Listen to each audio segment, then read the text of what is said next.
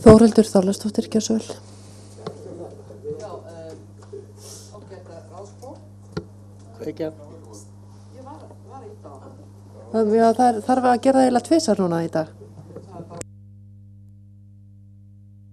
Ég skiptum sæti. Já, ágæta ráðsfólk og aðrir sem segja alltaf í útvarpinu sem mál mitt heyra.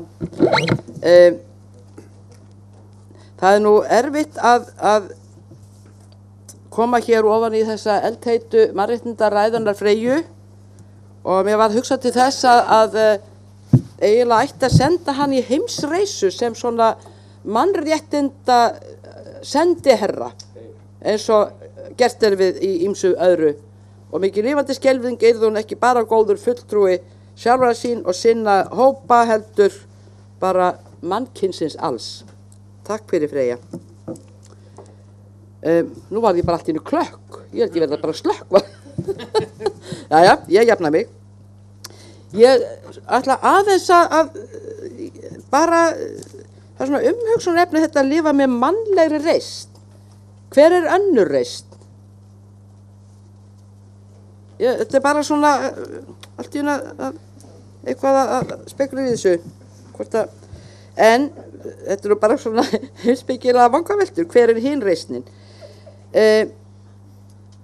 Ég ætla ekki að kvarta yfir sko lengdina á þessu plaggi, þó mér finnist hún í rauninni ótrúleg, en ég hef ekki verið í þessum umræðum þennan texta og átta mig þess vegna ekki á hversu nákvæma er nauðsynlegt að hafa hann. Þannig að ég ætla ekki að gera mig á dómara, en mér finnst það nógulega dálítið langur og mér finnst það líka einkennast örlítið af því sem hún Katrín Fjellstuð orðaði í gær, svona flötu lagamáli, en það getur vel verið að það sé bara nauðsynlegt því að það virðist vera að það þurfi sér mál til þess að lögfræðingar geti túlkað og það er öll mannleg hegðun verður víst að enda fyrir dómstólum. Ég náttúrulega eins og Freyja hrökk við þessi orðans Þorkels áðan og ég var nú að hugsa að sýna þann þroska að vera bara ekkert að láta þetta fara í taugarnar á mér og minnast ekki á þetta, en ég get samt ekki stillt mig. En það ætti maður aldrei að stilla sig þegar mann er misboðið. Það er ástæða fyrir þessar upptalningu og hún er af illri nauðsyn vegna biturra reynslu allra þeirra sem að búa við mismunun af einhverju tagi.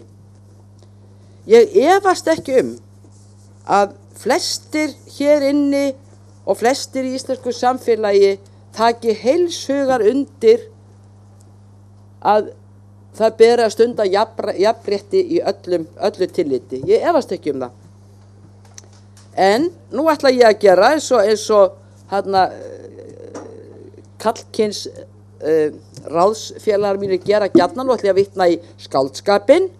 Ég ætla að kalla kallmann mér til vitnis hvað það sem ég ætla að segja núna og því miður þá get ég ekki vitna til konu, það er fengungi að læra að lesa í aldir, svo það er nú lítið tilvitnuna möguleika þar fyrir á síðustu öld, en ég ætla að vitna í sjálfan jöfurinn William Shakespeare sem að orðaði eiginlega allt sem hægt er margbreytileg mannlífsins og ég held að enginn hvorki fyrr né síðar Freud innifallinn hafi haft annan skilning á mannlegri náttúru eins og þessi maður. Hvernig hann öðlast þetta veit ég ekki, hvort að þetta er guðsgjöf eða hvað, ég get ekki skýrt það frekar nokkur annar, þessi fáu einstaklingar sem njóta snilligáfu. Allavega var hann langt á undan Sigmund og Co. Hann, og nú ætla ég að... Varlega. Ég bara skal standa við það hvað sem að varðandi þetta jafnréttið og að við teljum okkur öll jafnréttið sinna, þá ætla ég að taka mér orð hans í munn sem hljóða svo í þýðingu Helga Hálfdanarsonar: vor ásetningur vors hugar því, mjög ólmt á fót en dofnar skjótt úr því. Það er nefnilega mjög mikið þannig í jafnréttismálum af hverju tagi sem þau eru og þau eru þetta margvísleg. Eins og ykkur sjást kunnugt mér hugleiknust, svo jafnréttisbarátta sem að snýr að jafnrétti kynjanna og það eru þetta allir hópar, aðrir með einhverjum hætti tilheyra þessum tveim hópum, konum og köllum, þó það var í undarlega sagt fyrr í vetur, aðrir hópar, mér var aldrei ljóst hvernig það voru, þetta var að tekið út. Það er eins og ég segi, og það er nefnilega þetta með, sko, að þetta er tilgreint, og talið svona vendilega hér í byrjun, en það er nefnilega þetta með mjög ólt og fót og dofnar skjótt úr því. Það dofnar nefnilega eftir þessi líður á þetta plagg. Jafnréttis áherslan. Hún er tíunduð upphafi, en svo verður einhvern veginn minna úr. Og í staðinn fara að koma almenn orð, eins og lýðræði, sem hefur sára litla merkingu. Nema þessi skilgreint. Það hefur álíka mikla þunga merkingu eins og sammannlegt, sem er ákaflega vinsælt orð til þess að slétta út andstæður. Sammannlegt heitir það þá. Og það veit maður ekki hvað er. Enda það oftast til þess að koma í veg fyrir að fólk sé að tala eitthvað sérmannlegt. Ein ástæðan fyrir, ein afleiðingin af þessari upptalningu hér er meðal annars birtist, svo ég sé nú ekki bara gagnrýna, hérna í kaflanum í mannhelgi, þar sem þykir ástæða til þess að nefna sérstaklega kynferðisofbeldi. Og við erum nú minnt á það rækilega þessa dagana, hvað mikil þörf er fyrir stjórnarskrárbundin ákvæði þá níðslu sem felst í þessi kynferðislega ofbeldi sem búið er að liggja falið í samfélögunum aldaraðir og er fyrst núna að koma upp. Næstu grein, friðhelgi einkalífsins, það mætti þetta segja ýmislegt það, hvernig til dæmis það er notað og hefur verið notað til þess að halda hlífi skildi yfir ofbeldismönnum. Nú sem betur fer hefur verið ráðin bóta á því með nokkrum hætti, það er að segja að það skuli ekki, það er hægt að fjarlægja ofbeldismenn að heimili sínu, þannig að það er bara að brjóta þá friðhelgi einkalífs og heimilis. En þetta ákvæði hefur svo sannarlega verið notað gegn konum og börnum sem búa við ofbeldi og yfirgang.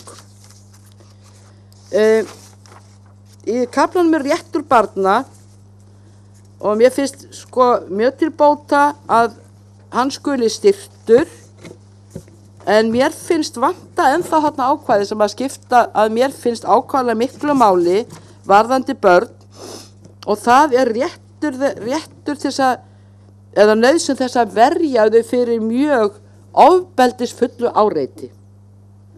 Og ég vil nefna áreiti í fjölmiðlum eins og auglýsingar, sem oft á tíðum eru mjög mótandi og færa börnum þau skilaboð að gæfa í lífinu sé fólgin í leikföngum og íspinnum, að ég tala nú ekki ofbeldi, og að maður minnist nú ekki á klámið. Við höfum engin ákvæði sem vernda börn fyrir ofbeldisfullri áreitni.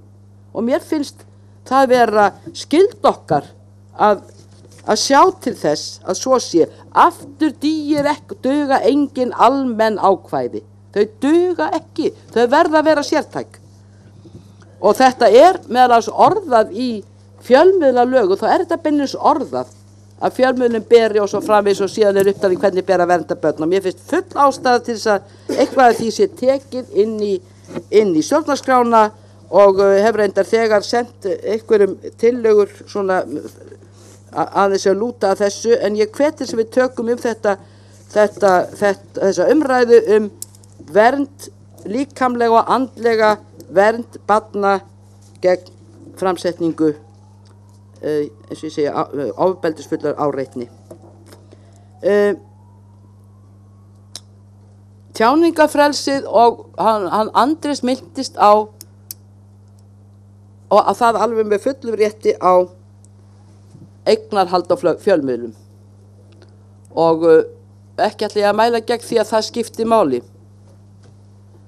en sínum augum lítur hver á silfrið.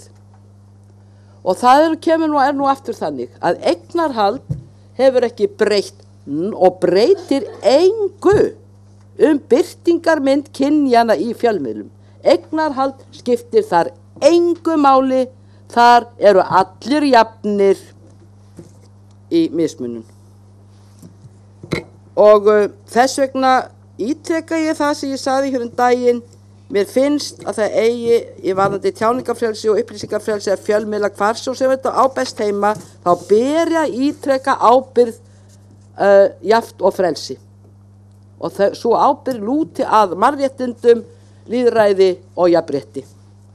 Og enn og aftur ekkert almennt þarum. Trúfrelsi, ég hef engu við það að bæta sem að þessi viturlegu orð Arnfríðar hér áðan og ætla bara ekki að segja orðum þar með það mælir manneski sem veit miklu meir en ég og setti það fram með þeim hætti að það best bara að láta það hennar næja þar. Ég hef þó þá athugasemd að ég eins og Andrés hef athugasemd við þetta lífsskoðunar. Mér finnst einhvern veginn að því skulle hleypt inn í stjórnarskrá á nokkura skýringar.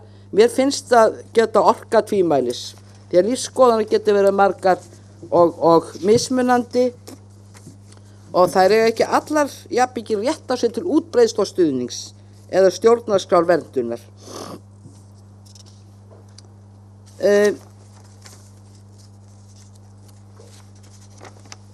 Ég ætla að rétta að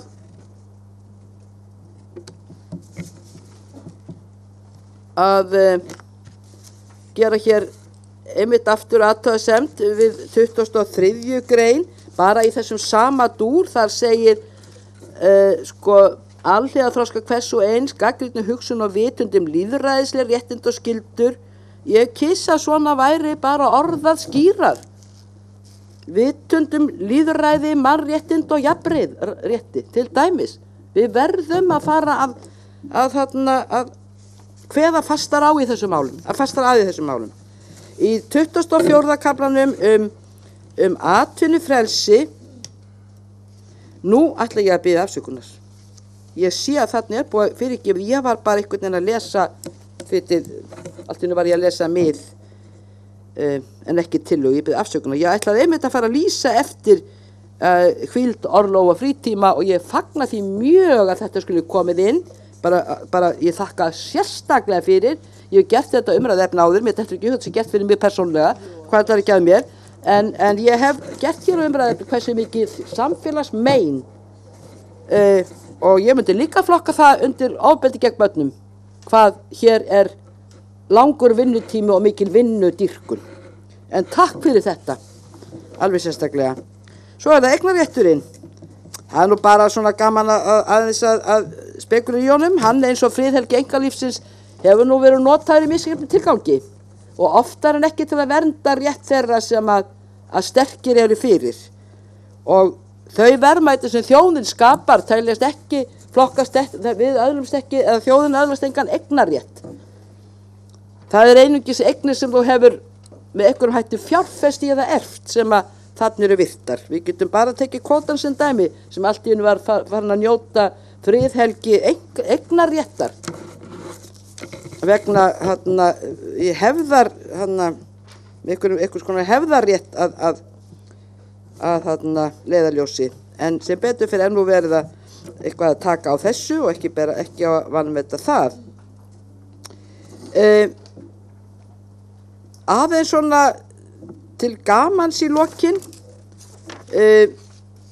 hann Andrés, ég ger ekki annað vitni að þess að settist við hliðina á honum. Hann mentist hér áðan að þegar hann var að tala um eignarrétt, hvernig í Noregi hefði verið, almenningi hefði verið boðin þáttaka eða aðild að kaupa og eiga þá væntanlega norska landsímann, er það ekki? Já. Í þessu kannski gæti verið dálítið skemmtileg dæmi mjög afgerandi mun, kannski þroskamun á Íslendingum og Norðmönnum, því á Íslandi var þetta nefnilega atriði í áramótaskaupi og þótti afskaplega fyndið þegar einhver aulalegur strákur með minnir hann Siggi Sigurðsson sem við leikjan gekk hús úr húsi, bankaði upp og bauð hlutabréf í Landssímann til sölu. Ha, ha, það þótti ekki fyndið í Noregi. Takk fyrir.